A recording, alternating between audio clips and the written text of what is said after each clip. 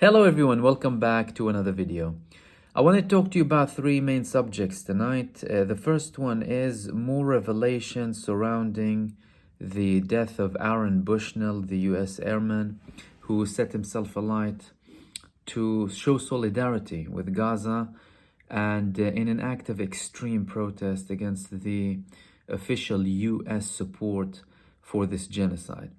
So there were multiple news reports about him supposedly sending messages to some of his friends before he set himself alight, that he had been given access to very confidential information that relates to the US actions in Gaza. In that information, he supposedly saw confirmation of US special forces fighting in the tunnels in Gaza and actively participating in the war, something that the United States hasn't officially confirmed, neither did Israel. But it's interesting the fact that these things are coming to light at the moment as more and more veterans are raising their voices against the genocide that's going on and Israel is conducting.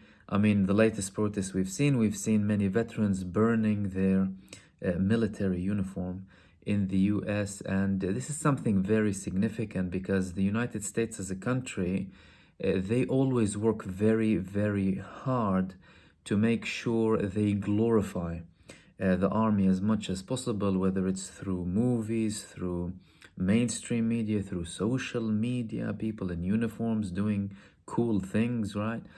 And that's obviously to continuously support the military-industrial complex, not for any national security purposes or anything of the sort, but obviously for political and financial greed, which is what the US Army is about mainly. It's like a corporate company army, really, going to foreign countries, invading them, stealing their resources, and treating the whole world as if it's their backyard.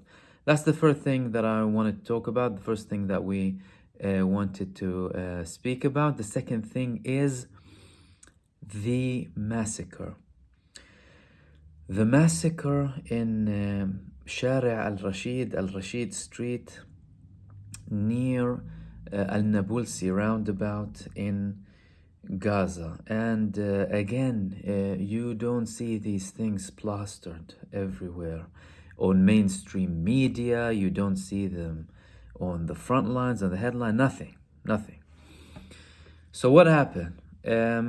Obviously, we've had these airdrops of aid in Gaza, in the northern part of Gaza, that I will reach in a second. But these deaths, these casualties, this massacre that Israel conducted was in relation to trucks of aid going into the northern part of Gaza. So a truck convoy, it came in, so Israel allowed them to go in.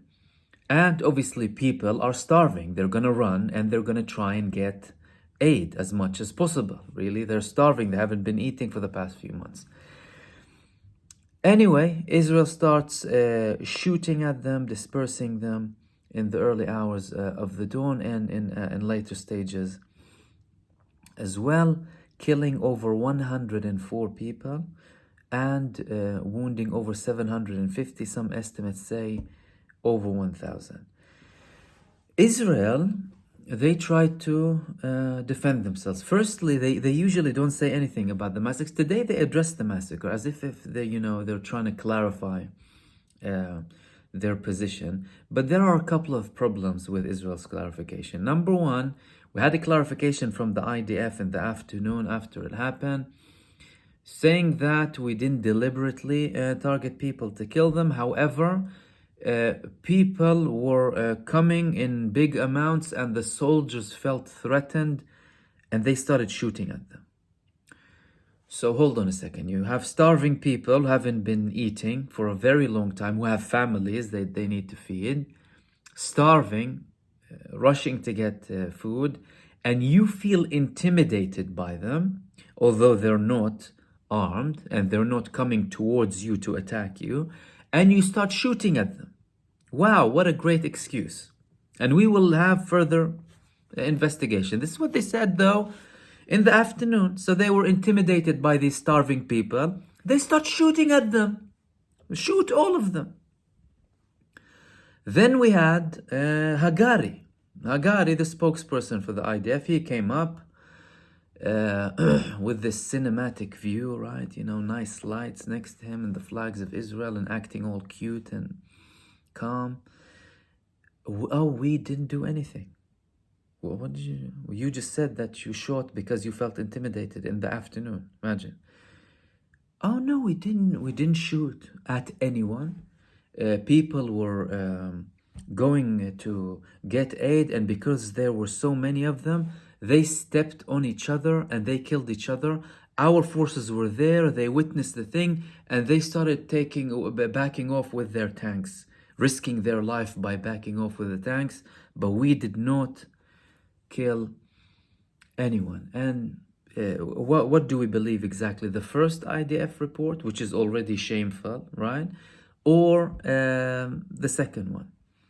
So similar to the early days when they dropped a JDAM on Al-Ma'madan hospital, a bomb that explodes before it reaches the ground to cause as much damage as possible and kill as many people as possible.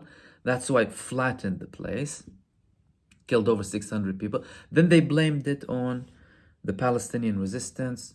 You know, they shot missiles and they went back. So again, you know, acts of barbarism, acts of crimes against humanity. The images that we're seeing, that children, men, women, young kids, right?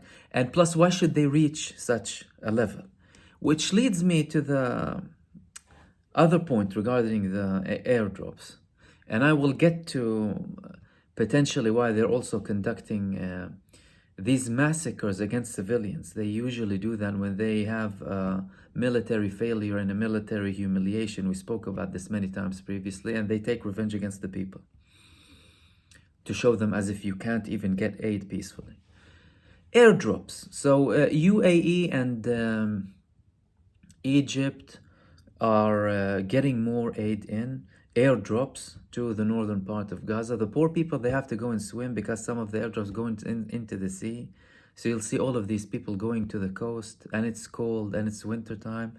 They'll swim, get whatever they can, get out to get some basic food. And now the US is studying doing airdrops in Gaza. So hold on a second. By doing airdrops in the northern part of Gaza, you're admitting that there is human suffering and starvation. Well, how about you target the culprit? Target the person who's committing this blockade and deliberately starving people to death and killed over 30,000 people. How about you do that? It's very simple. They're killing the people when they're getting aid. Okay, nice. Thank you very much. Short-term relief, food, beautiful. But it's deliberate. Number one, it's very short-term relief. It doesn't get to everyone. Hardly half of them get anything, right? If any. And then you have an address to the culprit, to the criminal, to the root cause of the problem. This genocidal, satanic death cult of a regime committing this massacre and causing this starvation deliberately. And they're even talking about it. Blockade, embargo, boycott, force them, even through military action, to stop the genocide. You went to Yemen to protect the trade routes, haven't you? Again, signaling that money is more important than people. Oh, we need to protect the trade routes to make sure this genocidal state survives. That's why we call it the Genocide Coalition. But you can't take your armies to go and stop a massacre. What a disgrace and what a shameful existence of a country and of an army that goes to protect a genocidal, satanic death cult. Which leads us to the third thing. They committed this massacre after what?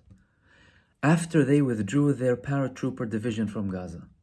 Number one, they withdrew the paratrooper division from Gaza. Second, they withdrew all of their forces from Hayy Al-Zaytoun. Hayy Al-Zaytoun is the biggest district in Gaza City, in the northern part of Gaza, that they've been trying to attack for so many days and cause so much destruction in, yet they couldn't defeat the resistance in it. They finally withdrew. You know, these actions that we've been speaking about in the past 2 or 3 weeks, Al-Zaytoun, it's a very strategic area. They withdrew, everything humiliated, completely humiliated. And the actions in Al-Zaytoun, they proved many things, by the way. Obviously, the strength of the Palestinian resistance, how well organized they are, and also because we saw like RPGs, zero distance, coordinated attacks, missiles, anti-personnel, all of these things. Al-Qassam, Sarai al-Quds, other resistance groups as well. But attacks from the back line, right, from the behind the Israeli forces. These people have intelligence. They have intel. So the latest reports that were released with regards to these battles in Al-Zaytoun is that the Palestinian resistance had prior knowledge to everything. They have the plan. They had the plan. That's why they had anticipation. That's why they led them in certain locations, targeted them from the back. They knew what they were planning. It's as if they were monitoring and having intelligence on the Israeli army.